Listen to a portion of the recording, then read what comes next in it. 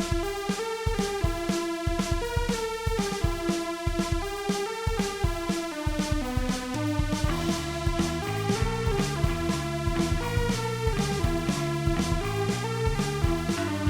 can edit that out!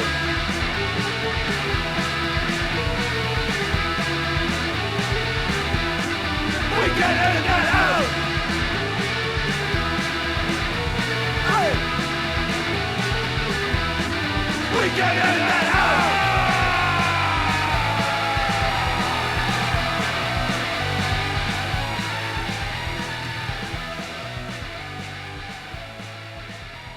And we're back!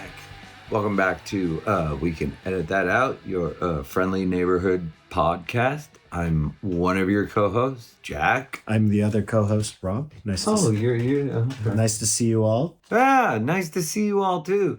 But maybe other people are seeing us and think of it like you all. So anyway, how you been? Pretty good. I just saw you a couple of days ago. About the same as a couple of days ago, but things are good. Yeah. Okay. Cool. We just survived the Easter weekend extravaganza here in Germany, and both of us went down with a small cavalcade of friends down to our friend Marina and Hannes's house down in Brandenburg, and we had a nice barbecue out in the sun. It was lovely. Yeah, super cool. Do you know why I think Hannes is one of the coolest people on the planet? Why is that? Because when him and Marina got together, they bought a van together, and the license plate, the first two letters of the license plate, because in Germany they have like two letters and then they have numbers, you know? So it's different in the States, but the first two letters were MH. So Marina and Hannes. So Marina was like, hey, Hannes, MH. You know what that stands for? He goes, yeah, Motorhead. She goes, no, what if it was HM, heavy metal? and Marina actually told me that, not honest, but I was like, oh my God, I know. That's why he is great. That's awesome. Yeah. I mean, not to take anything away from their relationship, but I mean, I love a man who loves heavy metal and Motorhead. What are you going to do? But anyway, I love the shit out of the two of them. Marina was actually the first friend I ever made in Berlin that I hadn't already known before. Okay, so when you moved here back in 2014. Yeah. Me and Yulis, we went into Freibeuter where she was working. I don't even remember how or why we ended up at Freibeuter, but there was nobody in there. And Marina looked at me and Yulis like, you guys are idiots. We're friends. Like, yeah, right. Okay, cool. And yeah, loved the shit out of the two of them. So we had a really good time barbecuing over at their place, you know? Yeah, super nice. It's good. Before we continue, there's something I have to address. You're wearing sunglasses. This is not slightly tinted sunglasses. Okay. What's up with the slightly tinted sunglasses? Well, I want to be that guy who always wears slightly tinted sunglasses, like 24/7, 74, 58, 356. You know what I mean? All day long, night and day. Yeah, like Robert Downey Jr., Jeff Goldblum, Stan Lee. What? You ever seen a picture of Stan Lee without slightly tinted sunglasses? Hunter S. Thompson. That's cool as fuck. Hunter S. Thompson also. Yeah, there you go. That's it. Bono.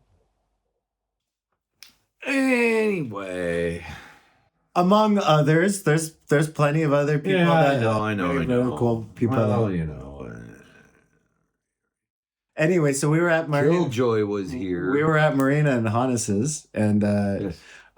One thing that I think is always sort of striking to me about living in Germany, and one of the differences of living in Germany versus the States, is how significant religious holidays are. Yeah. So in the States, when you celebrate Easter, it's pretty much just a Sunday thing. Maybe you go over to grandma's house, maybe you don't. It's seemingly almost even more kid oriented. You kind of Right. You go the whole Easter egg thing, and if you're religious, you go to church. But if you're not and you don't have kids, you don't do fuck all. It's just like, Easter came and went. Who gives a shit? But here, Easter is like a multi-day experience, and Good Friday is the Friday before Easter Sunday, and that day is off for banks and grocery stores. The Saturday will be open, so at least you have like one day to like go shopping. But the following Sunday, I mean, in Germany, everything's fucking closed on a Sunday anyways, except for restaurants. Religious as well. And then the following Monday is also a holiday. So it's a 4-day weekend. And most of the time, people are off for the entire time. They are off to grandma's house, and it's almost like the German version of Thanksgiving or something, because it's it's a 4-day holiday that basically everyone is just sequestered off to their families for. It's a family weekend. And they have a family dinner. Yeah. And it's interesting to me because, I didn't really grow up with religion. So coming here was the first time that I ever really experienced religious holidays, or even was even able to identify what they were. I never grew up with religious holidays or celebrating them. So to me, if you ask me what the Pentecost was, I would say Gesundheit. I don't know any of these things. But now, after living here for a decade, I know all of the religious holidays because I'm sort of semi-forced to celebrate them with everybody. It's interesting. You sound so sad about that. Like you missed out on something. Well, I don't... I didn't get to... Well, I mean, yeah, there's a little bit of that, but, I'm also glad that I didn't have to grow up being forced to celebrate somebody else's religious holiday that I don't subscribe to. Right. So on the other hand, I think there's like a sort of farcical notion to this all, because I think it's weird that an entire country is forced to like be subservient to like Catholic law and Catholic holiday observance when maybe, barely half of the country is Catholic. I don't know. Yeah, but historically, Europe is like just very Catholic based anyway. Speaking of us talking about things we don't really know about, do you have a German word this episode? Oh, amazing segue. Yes, I do. What you got? I kind of thought about last episode about how we were talking a lot about geometry and squares and stuff. And I think one of the most amazing German words, the word for square is Viereck, which Vier is 4, Eck is corner. So you have 4 corners. Amazing. I love it. Ah. Man, what's better than that? If I said to you, give me that thing, 4 corners, I was talking about a square. Mm-hmm. Also, ramshackle local neighborhood dive bar are also referred to as X. Oh, and a lot of times they are on the corner of the street. Yeah, almost always the X is on the corner, and usually it's one person that will make you a little bit of food, take your order, make your drink. Like a whole place run by one person. Yeah. And that's their thing. And they do everything. And it is so cool to see them do everything. Like, no, that's my thing. Yeah. I got this. What do you want? I'm going to go make it. What do you need? I'm going to go make it. Ugh. So if a Viereck is a square. Don't fear the Eck. Is a, what's a triangle? Oh, that would be a dry Eck then. Okay, so Dreieck is triangle. Viereck is square. So Pentagon would be a Fünfeck, and then 6 squares would be a sex act. I mean, lots of hexagons in this town. What's your German word? I got a good one this week. It's a perfect word that describes a lot of lived experience, I guess. So my word this week is Treppenwitz. Treppenwitz. All right. Treppen is the German word for staircase. Witz is the word for joke. So this is staircase joke, literally. And a Treppenwitz is when you are having an exchange with somebody, you're talking, you're having a conversation, and you have like a moment where you could have said a really funny joke or a perfect comeback or whatever, and you don't realize it until you are already left their place and you're out in the stairwell on your way home. And so this is a Treppenwitz. So it's like the experience of having an idea for the perfect thing to say, but it's too late. The jerk store called. They said they ran out of you. Yeah, exactly. I mean, everybody knows that from Seinfeld. Yeah. You know? The reason I feel like German can be so descriptive is because it's a native language to them. The United Kingdom area, they were taking in the German conquerors, so they adopted words from them, and the Roman conquerors in the days before that.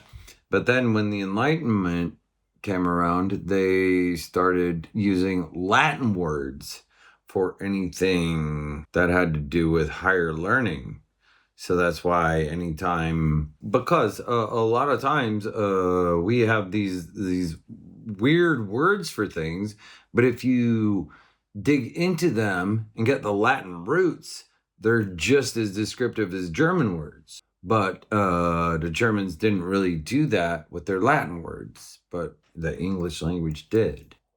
It's interesting if you really get down to the nitty gritty of the etymology. So yeah, Easter is like an experience here. It's totally... Oh, fuck, I totally forgot we were talking about Easter. So fun doing a podcast with me. Yeah, it's amazing. Well, that balance of enjoyment with frustration is other people's lives with me. It's true. I don't mind it. I like to keep people on their toes. So, wine. Some wine. Yeah. I'm almost out of my cup of wine. Okay, well, speaking of which, let's take a smoke break. Uh-huh. And when we get back, let's talk about wine. Okay. Fantastic. See you in a minute. All right. Enjoy the music. Enjoy the music.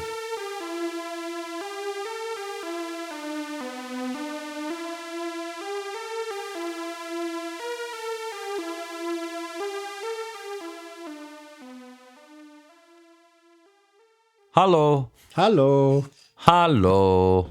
Oh, you know that joke I used to tell, right? What's that? This is my typical conversation with a German. Hello. Yes, I am hollow inside. Bitte? Yeah, bitter too. That's as well. That's good. I love it. So we're talking about wine. What's up with wine? What is up with wine? Made of grapes. Yeah. I know that part. Usually, can wine be made without grapes? There were different versions of wine throughout history. There's like plum wine in there. I've heard of plum Yeah, wine. and there's rice wine. Rice sake. wine. Ah, okay, Wine covers a bunch of different areas. Traditionally with grapes. An alcoholic beverage. What distinguishes it from beer then? Definitely the fermentation process. I think wine traditionally kind of started from people gathering grapes because grapes were so prevalent across the European continent, especially. I believe 6000 BCE was the very earliest evidence of wine cultivation. That's old. Yeah, it's super old. It's in the Caucasus mountain region. So that would be like Georgia, what's now Georgia today. Is it Caucasus or Caucasus High? I think it's... Well, that's a good question. All right. We can get back to that. If you know, let us know. Yeah. Because we don't. So in Georgia, the country, not the state. The country, not the state. In America, Yeah, right. the state came much later.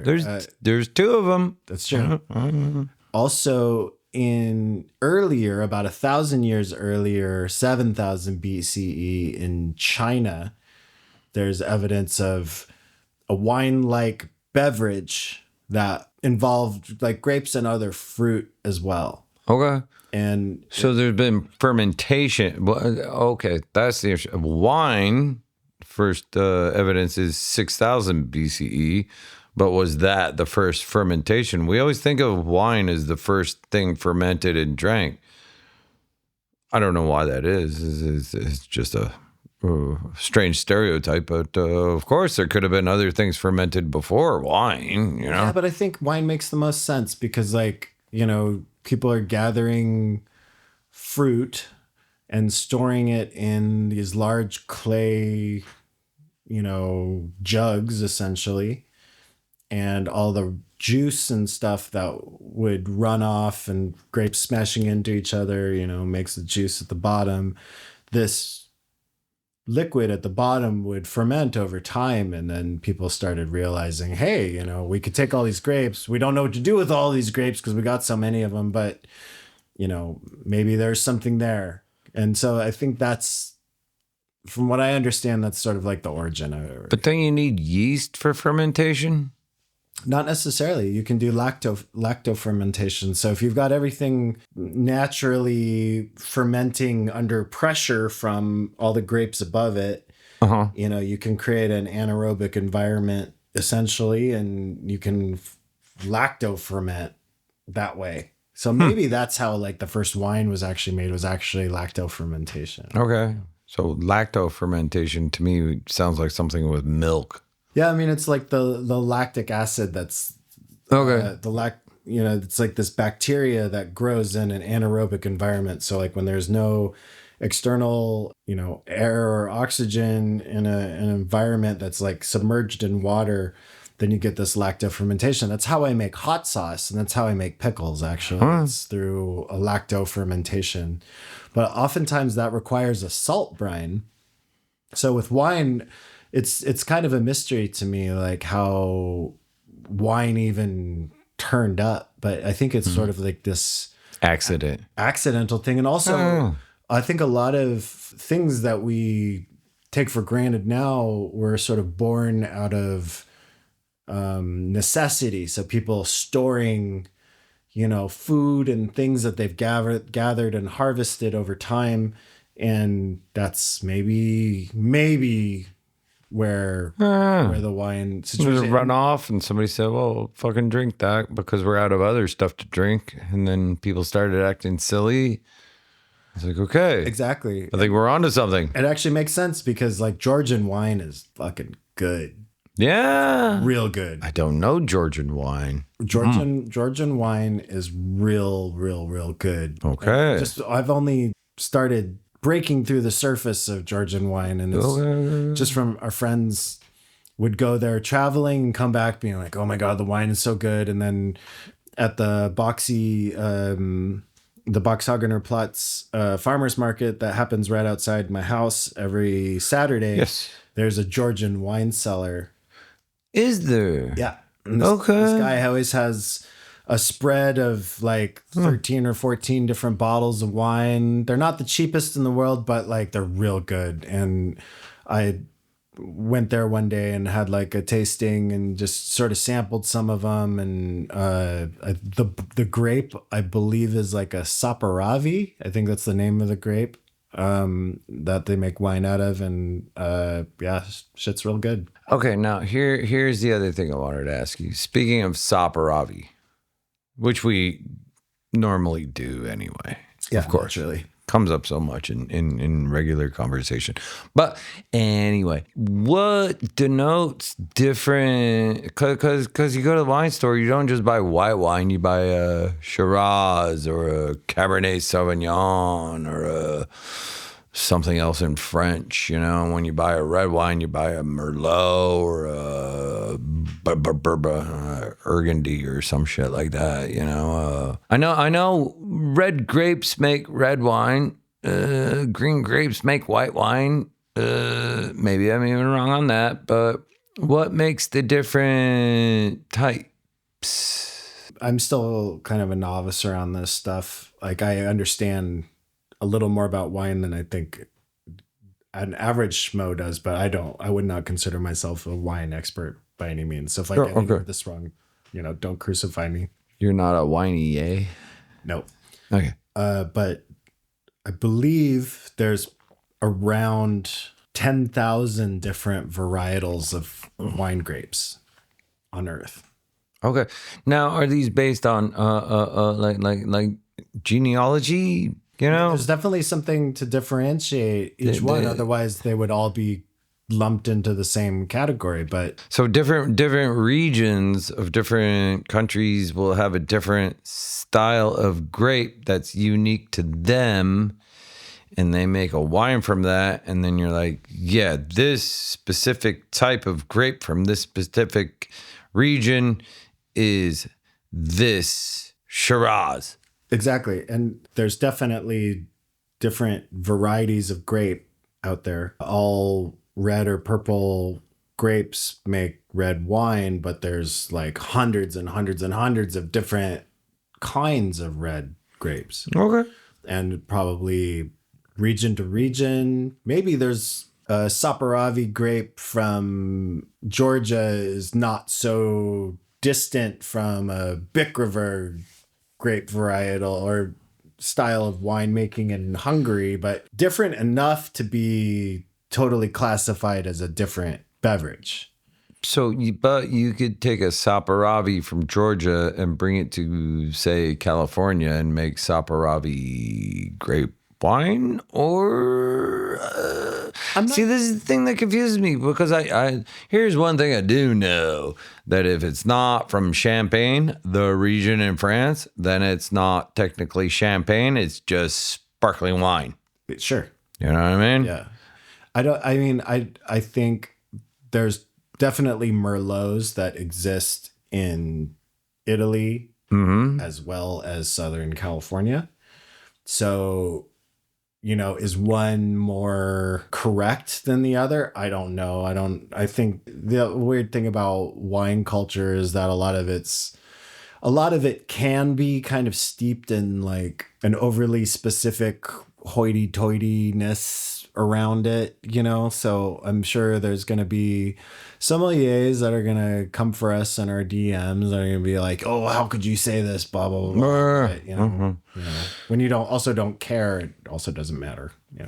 So speaking of the hoity-toityness of wine, why do I drink wine at home, but when I go to a punk bar, I have to order a beer, and I feel weird about ordering a wine? What is that stereotype that I can't get over? I've been wondering this a long time, because I really like wine. Yeah. I don't consider myself a hoity-toity person. Oh, that's nice that you don't. Really? Man, brutal. I mean, let's just keep going. No, but like digest that later. I think there's like a conception that surrounds wine that's sort of wrapped in a class blanket, Yeah.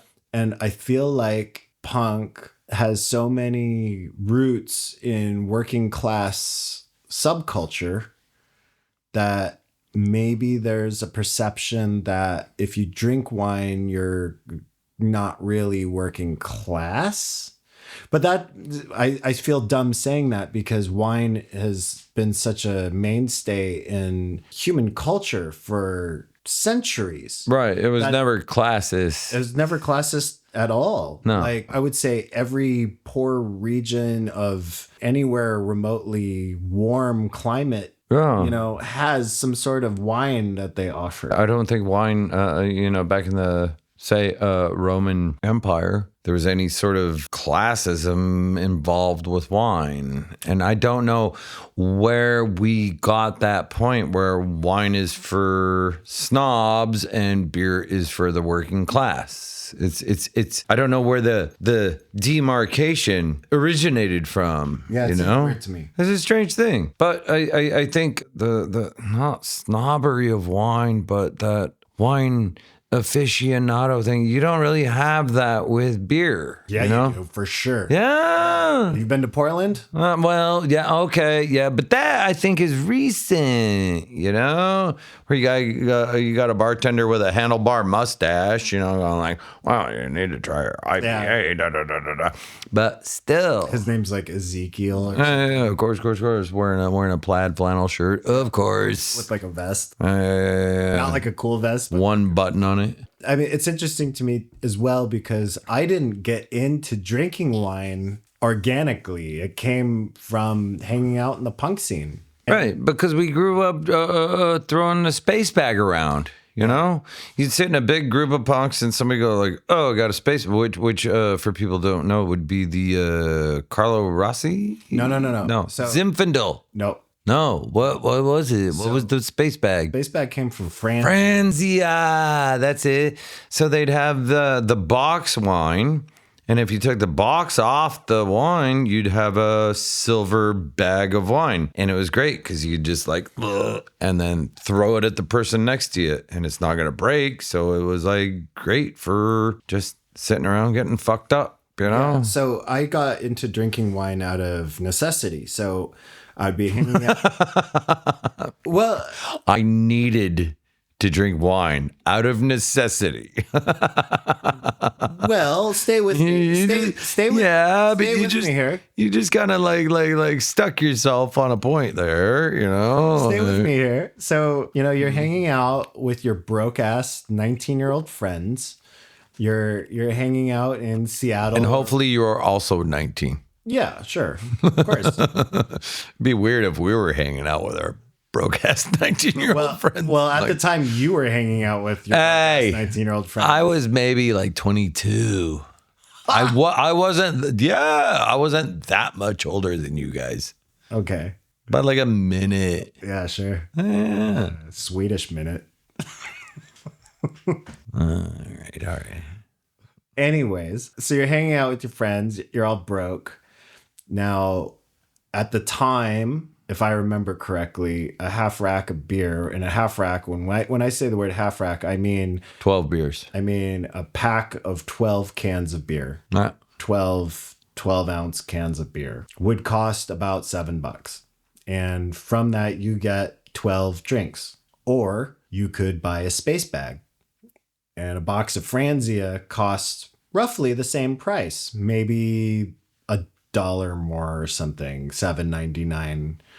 But the space bag had enough alcohol in it to get like 4 people drunk. Or you buy a jug at the time of Carlo Rossi, which Carlo Rossi was like where you hold it over the.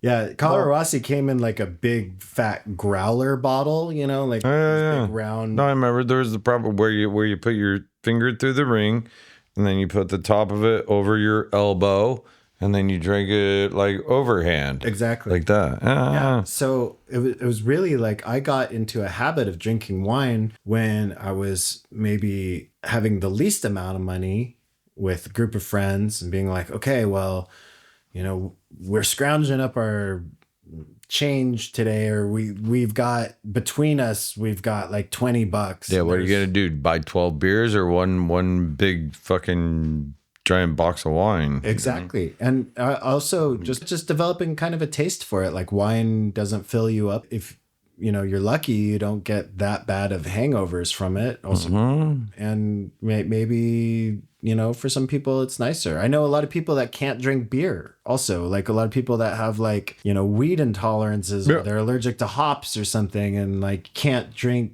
beer. So, you know, I got into drinking wine kind of through that punk scene lens too. But also, I do know that sometimes when I go out to a punk bar and I order a glass of wine and I come out with like a fluted glass of wine and everybody's like pounding beers, sometimes I get a little like self-conscious, and sometimes I can tell that people that are like just pure beer drinkers will look at me and be like, oh, well, Mr. High Society just showed up with his, you know, Franzia or whatever. But like Why is that? It's all alcohol. I don't know. I told you this before. Like at home, I just drink wine. I hardly drink beer at home at all anymore. You know. Why is that? Well, because I started getting a little bit chubby from drinking all the beer at home, and then Julie would complain about all the giant stacks of empty beer bottles, you know. And in Germany or Berlin anyway, you have a deposit on the bottles.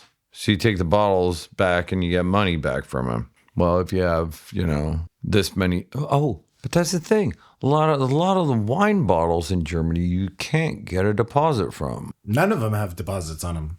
But still, you know, at the end of the day, we're looking at this giant stack of recycling. You know, I'm calling back to the pandemic days when I was like drinking a lot of beer at home just out of boredom. You know, I really don't drink at home that much at all anymore. But when I do, it's wine, because I started after the pandemic, like, oh, fuck, I'm starting to get a little bit of a beer belly. And I messaged a friend of mine who does some fitness type guru shit. I was like, so what do I do to get rid of my beer belly? He goes, quit drinking beer? Like, okay, yeah, right. I mean, that's the easy answer. Besides that. What do you mean besides that? Just quit drinking. Okay, anyway. But so from all that, I started drinking wine more, you know, less. I mean, it's we as free thinking people, whatever, but we try and leave less of a disposable waste behind us, you know. So even that, you know, you throw away one bottle of wine compared to 12 bottles of beer. The waste comparison is there, you know, and also just thinking about like fitness in general, you know. So I started, drinking wine at home. And here's the weird thing. Because I was always a red wine drinker, because I found red wine to be more like a little more masculine for me. But then I read about it. It's like, yeah, actually, white wine is less fattening than red wine for some reason. I don't know. So I started drinking more white wine. And I'm sorry, but I enjoy the fuck out of drinking white wine with soda water in it. It's so refreshing and nice, you know? I mean, okay, there is that whole thing of like the standard stereotype of getting off work and cracking open a beer and going, But there is something super nice about like a cold glass of sparkling water and white wine. Sure. I'm getting off topic here because I think what is more relatable is the fact that we were talking before is the classism of beer and wine. I think there's just a perception that wine is for upper class people. Yeah, exactly. But why? It's so weird. I mean, in our subculture, we talked about this a little bit, but you know, the punk subculture at least is rooted in working class background, maybe. Not for everybody in the punk scene, for sure. Right. But there is what I would consider to be a misconception that wine is only for rich people. And I think a lot of that has to do with the fact that there is a very noticeable upper society community around wine. And I know this firsthand just from ending up in wine bars with like people's families or somebody that I'm dating. Their parents are really into wine. And we go to a wine bar and everybody's doing the swirl thing and trying to say that they taste tobacco and, you know, moss in their fucking wine or whatever. It did get a very strange cultural thing about it, you know? Sure. The thing about wine is that it's a very decadent, pleasure-oriented thing, and people get really excited about the nuances in wine. And maybe it's people getting excited about the nuances of something that make it a class thing, because people who have money and who have status have the ability to enjoy the nuances of taste, whereas people who are just scraping to get by are just happy to have something to get by with. I don't know. I'm just spitballing because I think it's a misconception. So No. Until there's that thing of like you know what a wine cellar is? someone who sells wine. No. The no, the when you go to your friend's house and they're like, yeah, go down to the wine cellar, get me out that 1935 Pinot Grigio. I don't know what kind of friends you have, but none of mine have a wine cellar. None of my friends have cellars. I have a wine cellar. No, you never been to my wine cellar? Definitely not. Oh dear. Well, don't go down in the wine cellar with me. Anyway, jokes aside, you don't really know of a beer cellar. You know what I mean? Where somebody would be like, yeah, go downstairs. Give me that Anheuser-Busch from 1972. You know, with the rip top? I'm breaking out the good stuff. Yeah. You know what I mean? Beer's not something that like ages well. Right. That was what I was just about to say. It's like, I think wine ages and becomes better over time, to where beer, it doesn't only not get better over time. Sometimes it gets worse over time. Sure you know, does. where it's like, oh, skunk beer. Beer is a carbonated beverage. It has a limited shelf life for sure. Okay. I mean, people don't bust out a bottle of like 1964 champagne. Okay. I don't think. Okay. I've never heard of anybody Okay. doing that. But now we're on to something. Okay. So I think it's that thing that wine can get better over time. It can, but it doesn't necessarily mean Doesn't necessarily, but beer is not going to get better over time. I don't think so. No, I really don't think there's any sort of scientific chemistry behind that. I think beer definitely has a shelf life, finally expires, and I mean that's why. Okay, for our Seattle listeners, some of you that were privileged enough to live there in the mid 2000s will remember the Red Hook Brewery dumpster. So the Red Hook Brewery was a small brewer in Seattle. I don't know if it was totally based in Seattle, but they definitely had a brewery there. And Red Hook would throw away beers in their dumpster on a regular basis. So like if their machines misfired when they're filling up bottles and the bottle was only filled like halfway, or, by the time it got the end of the tank, it was sort of not really pushing out full 12-ounce bottles of beer, Red Hook would just fucking throw that shit in the dumpster. In the height of our dumpster diving days, the Red Hook Brewery was like magic. Yeah, because that sounds like the gold standard. Because there was just perfectly good three-quarter better than that? bottles of beer that were perfectly drinkable, harvested from their dumpsters. So, like, beer is something that isn't preserved and cherished and handed down over time. It'd be weird if it was. It's definitely not. I mean, it'd be cool if it was, but it'd be kind of strange if your dad was like, this Coors Light, Yeah, right. This is from when I met your mom, Yeah. Drink this on a special day. You'd be like, wait, what? Now, that being said, there are people that collect old cans of beer and old bottles of beer, just Empty can, or sometimes full cans, but they're not gonna collect them for the contents. They're gonna collect them for the packaging. Packaging. That's what I meant. Yeah. That's what I meant to say. Yeah. But we could do a whole other episode on collections, and maybe we do the next one about collecting things.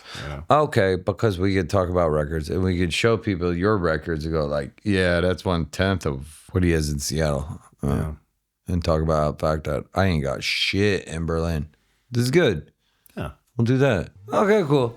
Then let's go to Ditagu. Let's go to Ditagung. Okay. Don't forget to rate and review us. Yeah, find us on your favorite story sharing platforms, and when you do, please like and review, share to your friends. Come visit us on our YouTube channel. Find us on Friendster and MySpace and What? AOL. MySpace. We've got an AOL profile. You can ICQ us.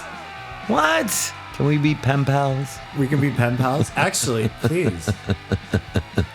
Right, that would actually be cool. Direct any snail mail to Jack's house. Yeah, there you go. Yeah, I'll give you his address after this. Easy. Sure. All right. Ciao. Ciao. We'll see you next time. Yeah. Collecting.